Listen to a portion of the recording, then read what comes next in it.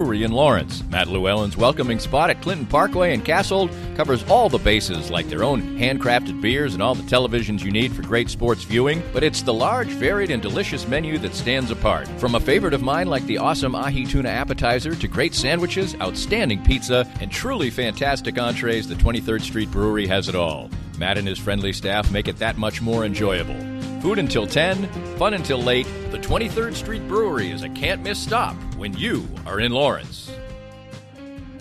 Looking for a truly unique escape from your normal entertainment or corporate team-building regimen? Stay tuned for an exclusive offer only for reasonably irreverent listeners. I'm excited to tell you about an extraordinary destination, the Exit Room, located in the heart of beautiful downtown Lee Summit. The Exit Room is a distinctive entertainment option that offers a cool alternative to the normal couples night out, family get-togethers, and corporate team-building events. The Exit Room is a one-of-a-kind boutique escape room catering to special occasions and corporate team-building events and is unmatched in the Kansas City metro. With 5 individually designed and varied escape room adventures, your party or employees can unplug from their electronic world, interact with one another, match wits, and ultimately escape the humdrum of the ordinary. The Exit Room adventures cross decades and centuries and create fascinating fun. I know the owners well. They are local folks, their staff is warm and friendly, their lobby is inviting and beautiful, and their adventures are award-winning. Check online. There are over 1,000 reviews, and note that they are a rare 5-star ranked business. Visit their website and Facebook page, and any of my listeners who books online at theexitroomkc.com using the promo code ClinkScale19 gets 10% off any ticket purchase. The Exit Room in Lee Summit. Unplug, interact, and escape. Sumner One is the company to make your office maximize efficiency. Their family of companies make up one of the largest independent dealers of office technology in the Midwest. They are proud to bring the best service and technology to top companies across the region. Sumner One can help your organization run more smoothly than ever. Sumner One printers, copiers, MFPs, managed print services, document management, infrastructure design, IT services, disaster recovery, and business continuity. Welcome to the one place where everything works. For more information, call Carl Little at 913-752-2256. Welcome back to Weekend Sports Wrap on the Danny Clinkscale Reasonably Irreverent podcast. As I mentioned, and obviously you noticed, it was lovely out this weekend. We've got our well-deserved, finally, dose of good weather, and talked about the Royals, and maybe you weren't paying as close of attention as you might have because the weather was nice. Well, Sporting Kansas City right in the middle of the afternoon on a Sunday, having played a very high-profile game and played it very badly during the course of the week, playing expansion Cincinnati. Game was on ESPN, but maybe you didn't notice that either. And I think there was an inevitable letdown. Peter Vermees had talked about it and not letting the 5-0 loss to Monterey in the CONCACAF Champions League cast a pall over the team for an extended period of time in MLS, but it really just has to. And you look at a situation where Sporting Kansas City basically was saying this game was kind of a throwaway. Not really. You never say that in the parlance of any professional game that counts and isn't a friendly in soccer. But they played only 3 of 11 starters. And the overall situation I'll make akin to something personal. Now, this sometimes sounds like high school baseball stories or something like that. But I think I can relate to exactly what Sporting has to fight right now. They had fought themselves with the Champions League into a position of playing extremely significant soccer that almost was uncharted territory for an MLS team. The semifinals of CONCACAF Champions League, playing against Monterey, a storied franchise in Liga MX, and it was a dud. It was a complete disaster. They were completely outclassed and non-competitive, basically, in a 5-0 loss, which makes Thursday night's game, which I'll get into a little bit later, almost irrelevant, but maybe somewhat intriguing as to how it will be approached by Sporting Kansas City. But back in my 30s, I got to the point where I actually played some competitive tournament golf in a local area in upstate New York.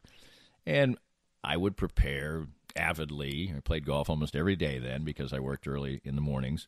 And I would point to these tournaments as things to build towards and, try to prove yourself for all the work you were doing and shooting a bunch of good scores and all that. And inevitably, I would go out there and I wouldn't be very good. I'd play worse than I usually did. The pressure would get to me, and I would play relatively badly. And so it was disappointing, and it was a letdown. You put, say, a month of work into something, you played in the tournament, you weren't very good, and then comes Monday. And what would you usually have done on Monday? You'd usually go out and play golf again and be excited about it and try to shoot in the low 70s and maybe set a personal record or whatever. But I just remember the feeling of going out there after a tournament the next couple of days and going, well, this just seems kind of irrelevant. I did all that stuff. I tried to show that I was actually a good golfer, and it didn't happen. It didn't happen in any way, shape, or form. And I think in a much greater level for greater athletes in a greater situation, it's kind of what sporting probably has to fight against. The fact that, well, here we are in MLS, but we just went out and showed in a bigger competition that we just weren't very good. And that refocus is important for Sporting Kansas City if they're going to, reach their goals. And in soccer, there's multiple competitions, and it's arguable sometimes in, for instance, Premier League soccer, whether Champions League is more significant. It's the biggest prize outside of the World Cup, but it's the biggest prize in club soccer is the Champions League in Europe. And so those teams have to balance those particular things as well, but winning the Premier League is a big deal. Well, MLS, the same thing, especially since the CONCACAF Champions League, does not even seem to be a realistic goal. So the real goal actually is winning trophies like MLS, the MLS Cup and U.S. Open Cup, and of course Sporting has at least one of each of those. So they're trying to refocus, and yesterday they play a game with only Ilie, Johnny Russell, and Fontas out of the starters playing, and they tie against Cincinnati, and the younger players got to have a great experience, and Gianluca Busio gets a goal, second goal for just the 16-year-old, and it was kind of a gift goal, but Peter Vermees, master of motivation, was calculatedly upbeat, I thought, in his comments about the game, saying that after a slow start and getting used to each other, that they had played well, deserved the result, and in some regards, you can easily make that case. Cincinnati's goal came on a rather soft penalty, and but then again, the goal by Sporting was just a calamitous bit of confusion among the goalkeeper of Cincinnati and his defense, and it was just an easy tap-in for Busio. So probably the 1-1 result or a draw of any kind was about what was deserved in this game, and the younger players got to play. That leads us to Thursday and how Sporting Kansas City will handle that game. I would think they're going to put out a first selection team, and there would be no reason to have sat all those players on Sunday if they were going to just run out a bunch of backups on Thursday. But then again, if they get 50 minutes into the games, 55 minutes into the game, and it's 1-1, which means it's 6-1 overall, do you pull the starters, or do you try to win the game to sort of restore some pride? And I think that's the direction they'll probably go in. Go out and win that game and just forget the memory of the other game. No, you're not going to win the series. No, you're not going to advance, but at least show that you can be competitive in your own setting. Now, obviously, Monterrey's motivation will be questioned as well. They don't care whether they win the game. If they lost 2-1, they'd just be fine with it. So it's not like you'll be able to have some kind of a parade if you beat Monterrey 2-1 or something like that, but it beats the alternative. You go out there and you get clubbed again 3-0 on your home field or 4-1 or something like that. That would sort of just doubly reinforce the fact that it was a complete waste of time in getting to that level, and it would show that there would be so much more work to do, so much more improvement for Sporting to get to that particular level. NCAA final comes up tonight. I would say it can be highly anticipated from a standpoint of competition, because I think this really will be a very competitive game between Virginia and Texas Tech. But there's no doubt that it does not seem like Virginia or Texas Tech should be winning a national championship, because neither one ever has. They're anything but blue bloods in the sport. Virginia has never even made a final. Texas Tech has never made a final. Obviously, Texas Tech had never been in the Final Four, but they've earned it. We thought this was somewhat of a wide-open NCAA tournament with maybe a core group of teams that could win it. And I'm not sure Texas Tech was in that particular group, but Virginia was. But I still think that when you don't have any blue blood in the final, then it probably is a letdown to some.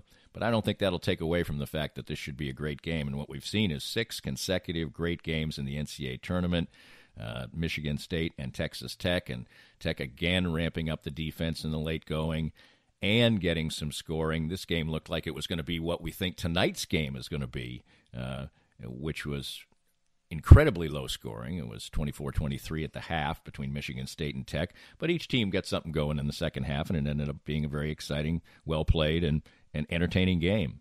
And Matt Mooney for Texas Tech most of the night was making the big shots. Tech got a big late lead with Pat Mahomes there, cheering him on and getting many shots in the stands, making Chiefs fans certainly, no doubt, Texas Tech fans. That will be a hook tonight for Kansas City fans. Kansas City will probably be one of the highest-rated markets, I think, just because people want to see Pat Mahomes in the crowd yelling for his Texas Tech Red Raiders. And then late, you get star power and Jared Culver. He makes the big plays going down the stretch, and Texas Tech wins. And what a great story. It will seem very strange if Chris Beard and Texas Tech are the national champions. It will. They will deserve it. Virginia will deserve it if they win. They'll seem more like a team that will be a national champion because we know Virginia basketball from the past and Ralph Sampson, and they've had good teams and they've played in the ACC throughout their history and all those things, and they've been the number 1 seed the last couple of years. So it will seem a little more ordinary if Virginia wins it, but I think most people in these parts, and me, I'll be rooting for Texas Tech. I'd like to see them win the game. As far as Virginia is concerned, they looked the part, certainly pulled their game out.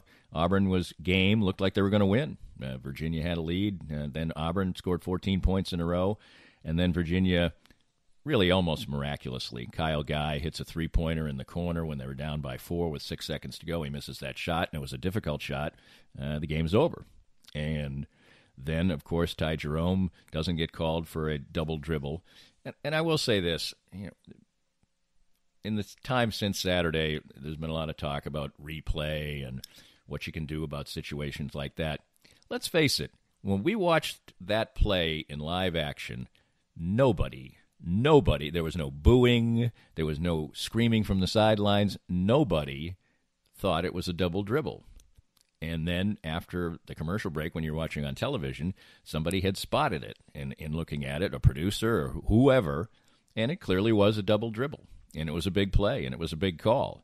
And then another big call came when Kyle Guy gets fouled, and undoubtedly a foul. And when you first saw it in real action, again, you thought, well, that might be a little ticky-tack right there. But when you watch the replay, it really very much affected the chance to make the shot.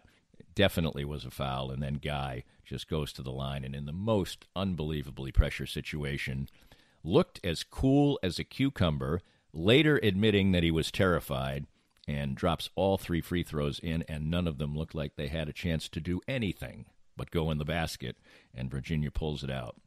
So for tonight, defensive struggle awaits. I think our thought is that first 1 to 45 might win, but sometimes when you think that, it doesn't really happen. You just get a situation where 1 or 2 or 3 of the guys gets hot, and probably this game will be won by one significantly decent offensive burst by either team. If I was going to pick somebody, I would pick Virginia. I think they had their moments the other day. I think Texas Tech is a little more challenged to score at times.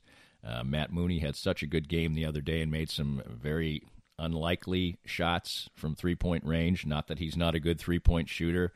I think they'll have difficulty replicating that type of offensive game. So I think that Virginia, maybe something like 58-52, wins this game. Maybe it won't be that low scoring. Maybe it won't be that high scoring. But that will be my prediction for it.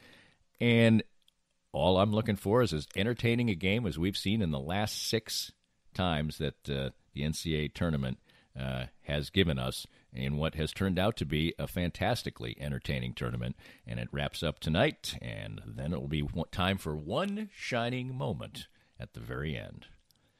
That's our weekend sports wrap for this week.